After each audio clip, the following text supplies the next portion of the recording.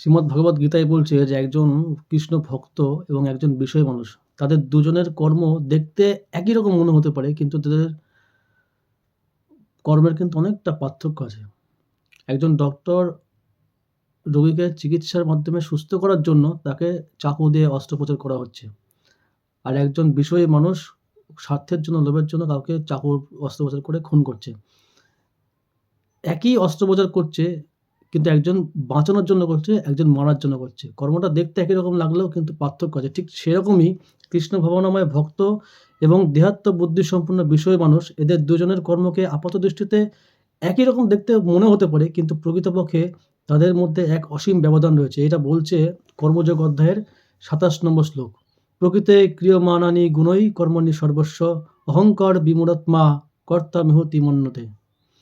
অনুবাদ লিখছেন, অহংকারে মোহাচ্ছন্ন জীব জড়া প্রকৃতির ত্রিগুণ দ্বারা ক্রিয়মান সমস্ত কার্যকে স্বীয় কার্য বলে মনে করে যে আমি কর্তা, এরকম অভিমান করে। যে দেহাত্ম বুদ্ধি সম্পন্ন সে অহংকারে মত্ত হয়ে নিজেকেই সবকিছুর কর্তা বলে মনে করে, কিন্তু সে জানে না যে তার দেহের মাধ্যমে যে সমস্ত কর্ম সাধিত হচ্ছে তা সবই হচ্ছে প্রকৃতির পরিচালনায়, এবং এই প্রকৃতি পরিচালিত হচ্ছে ভগবানের নির্দেশ অনুসারে। জড়জাগতিক মানুষ বুঝতে পারে না যে সে সর্বতোভাবে ভগবানের নিয়ন্ত্রণাধীন।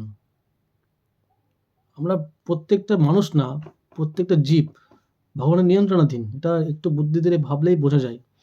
কারণ এই শরীরটি আমার হলেও এই শরীর কিন্তু নিজের ইচ্ছা মতন কাজ করে না। যতই কোটিপতি হোক না কেন, যতই সায়েন্স, যতই সে এডুকেটেড হোক,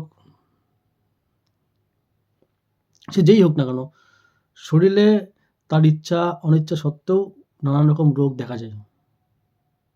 তার মানে কি, এই শরীরটি আমার হলেও এ কিন্তু আমার নির্দেশ অনুযায়ী কাজ করছে না, কারোর না কারোর নিয়ন্ত্রণাধীন কাছে। এটা বোঝা যায়, সে আম্বানি হোক, সে রতন টাটা হোক। অহংকারের প্রভাবে বিমূঢ় যে আত্মা, সে নিজেকে কর্তা বলে মনে করে, ভাবে যে সে স্বাধীনভাবে কর্ম করে চলেছে, তাই সমস্ত কৃতিত্ব সে নিজেই গ্রহণ করে। এটিই হচ্ছে অজ্ঞানতার লক্ষণ। সে জানে না যে এই স্থূল এবং সূক্ষ্ম দেহটি পরম পুরুষোত্তম ভগবানের নির্দেশে জড়া প্রকৃতির সৃষ্টি, এবং সেই জন্যেই কৃষ্ণ ভাবনায় অধিষ্ঠিত হয়ে তার দৈহিক মানসিক সমস্ত কাজই শ্রীকৃষ্ণের সেবায় নিয়োগ করতে হবে। দেহাত্ম বুদ্ধিসম্পন্ন মানুষ ভুলে যায় যে ভগবান হচ্ছেন ঋষিকেশ, অর্থাৎ তিনি হচ্ছেন সমস্ত ইন্দ্রিয়ের নিয়ন্তা।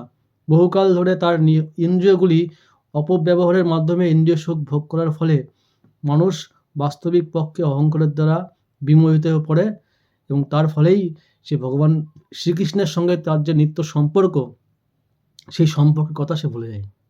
সে মনে করে আমি সব, ভগবান বলে কিছু নেই, পৃথিবীতে এমনিই অটোমেটিক হচ্ছে, আমি যা চাইবো তাই করব, পরিশ্রম করে মেহনত দেবো।